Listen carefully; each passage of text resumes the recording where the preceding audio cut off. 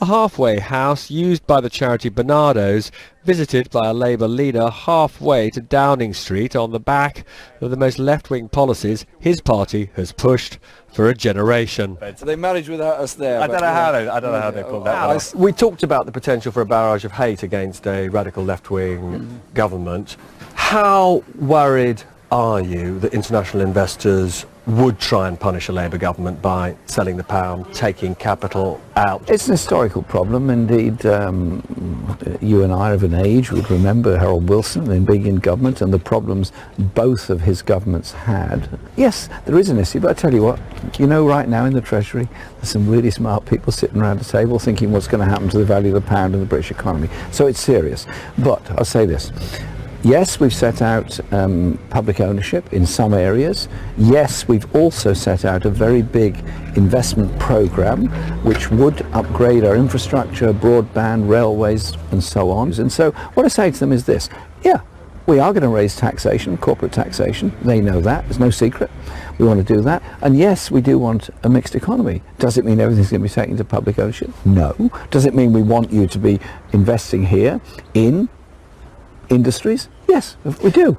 Now, talking about those younger supporters, unquestionably, the polls show this, a majority of them, A, regret leaving the EU, and B, would like us to stay in the single market. And the truth is, you could apply to be a member of the European Economic Area.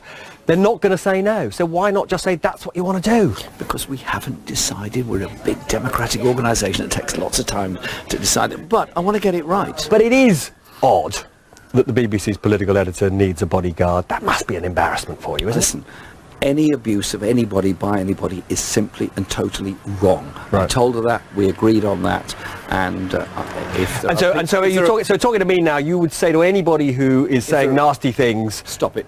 Right, okay. Stop it straight away. Don't do it. It's not what I want, it's not what anybody wants. Now, just a few months ago, you were asked, and you'll remember it, what was the naughtiest thing you've ever done? You dodged the answer. Come on, what's the naughtiest thing you've ever done?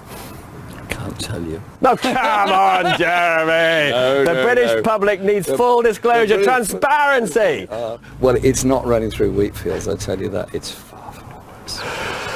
Okay. Well, all you're doing now is you're setting up a huge incentive for the tabloids. Well, the tabloids have never needed much incentive to have a go at me in the past or to investigate every last detail of my life. So, but it's not running red lights on a bike. I don't do that. But perhaps breaking all the supposedly iron rules of modern politics by trying to overtake the Tories by shifting from the middle of the road to the hard left. Robert Peston, ITV News.